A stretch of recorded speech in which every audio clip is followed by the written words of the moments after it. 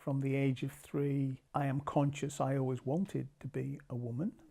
I felt that I was different to other people and different in a way that would make them not like me.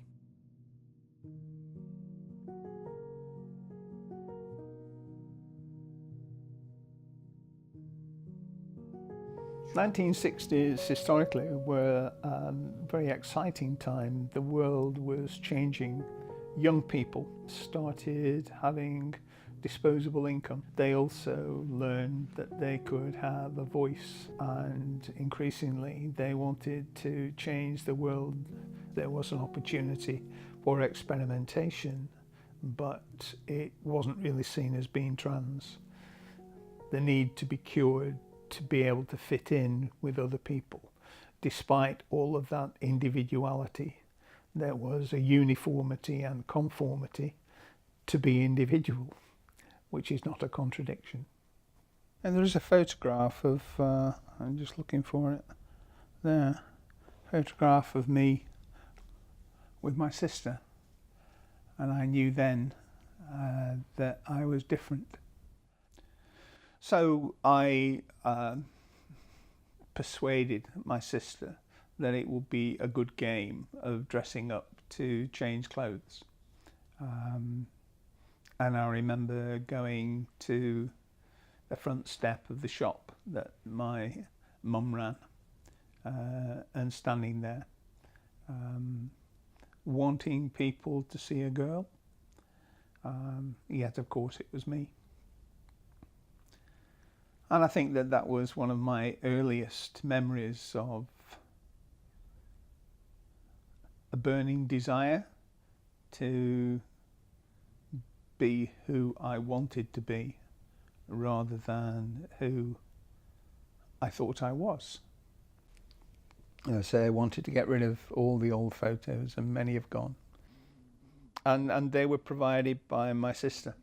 I'd got rid of my copies, so I scanned them from Brenda's collection.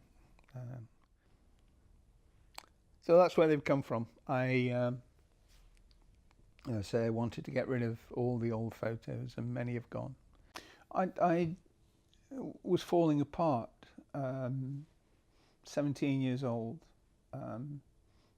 My vicar came round to see my mum, who wasn't at home, and for some reason I let him in and started talking about my gender issues, my dysphoria.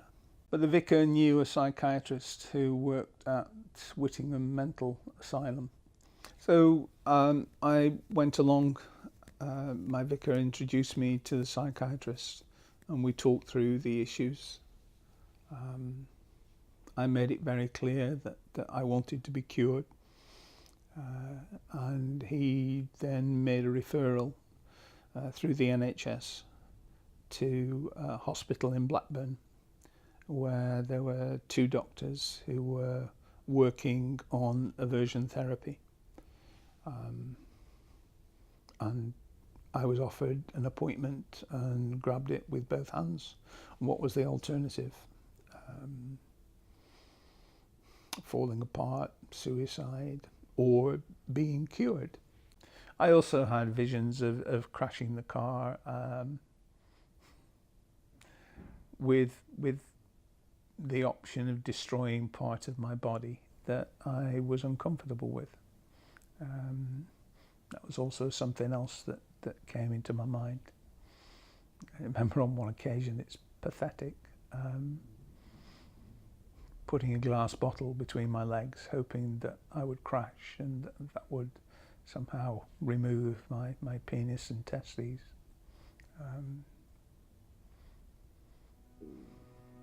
Never told anybody that before.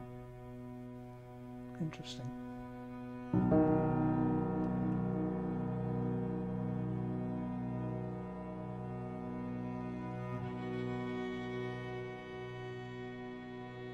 It's the autumn of 1964. I passed my test in September and I was driving in a green minivan to NHS hospital in Blackburn. Went to talk with a doctor who asked me if I would want treating. Yes, please. was my response.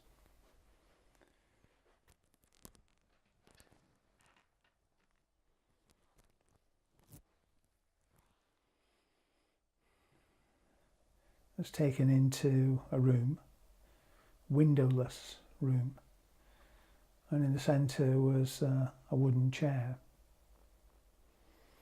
Also, was what I later learned was called an epidiascope, a large light that managed to project pictures to the wall in front of me. There was a fan to cool the epidiascope because the light was so bright. That made a noise. I remember the noise now, clearly. And as I was sitting there, strapped in, they soaked electrodes in salt water, in brine, and attached them to my arm. They had explained to me that what they were going to do was to inflict pain, so that I associated pain with what I wanted to do. But I was sitting there, electrodes stuck to my arm strapped to the wooden chair, and the lights were turned out. You could feel the warmth from the epidiascope. You could smell the salt water on the electrodes. A picture was shone onto the wall opposite, a picture of an item of female clothing. Nothing happened. Second picture, nothing happened. The third picture, and the switch was thrown. My hand shot up in the air. But of course, my arm didn't, because it was strapped to the chair. I cried. "Why are you crying?" said the doctor. "Because it hurts," I said. I didn't mind being hurt if it helped me, if it cured me. The smell of the salt water changed as it was burning. You could smell the burning seawater and the salt, strange acrid smell in the air. The epidiascope was still going. Through my tears, another picture and another picture. And then the pain. And that continued. The referral was to help me. The referral was to cure me. The referral was to give me treatment that made me better.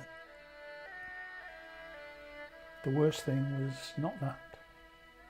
Not the pain, not the cruelty, not the barbarism. The worst thing was, it didn't work.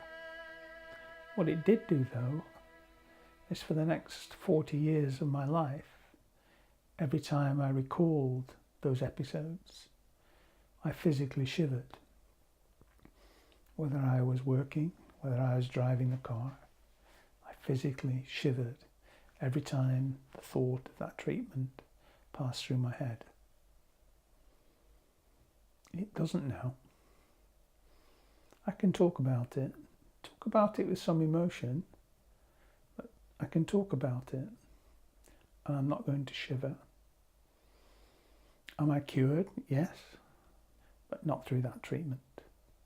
I'm cured from that treatment, not by that treatment.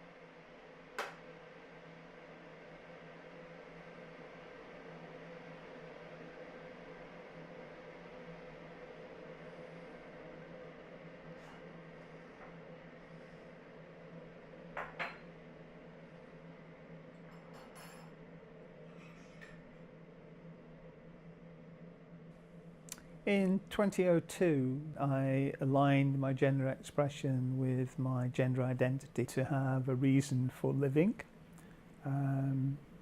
Suicide would have been very easy on a number of occasions.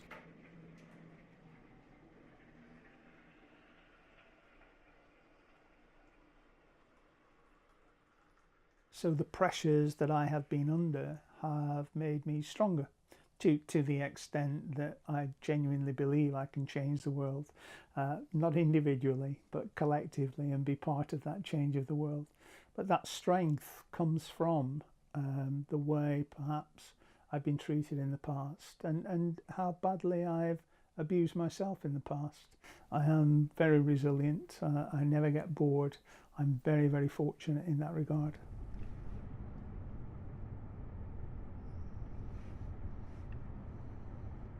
Helping other people has been informed by my past. It's also been driven by my past. I go to the coffee morning, which is a monthly event. We hold it in different venues, moving around the town, helping older LGBT and or T people. People were there and clearly gaining from being there, talking about their past and present and aspirations for their future as well. But your accent isn't a Squiresgate accent. No. From the northeast. We went to see Mary Poppins Returns last week. It was good. I'm damaged by the aversion therapy. I'm damaged by what I did to myself. Now is infinitely better than then. I didn't just survive, I succeeded.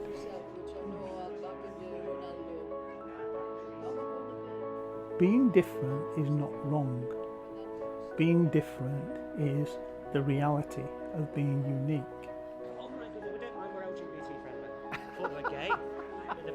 End of the day, does it really matter? You know, I present myself in a particular way. Why does it matter to anyone else? The venom that some people speak about people, quote, like me. You know, like me, I'm unique like everyone else. So why? Why does it matter so much to anyone else how I look, how I live, and how I love?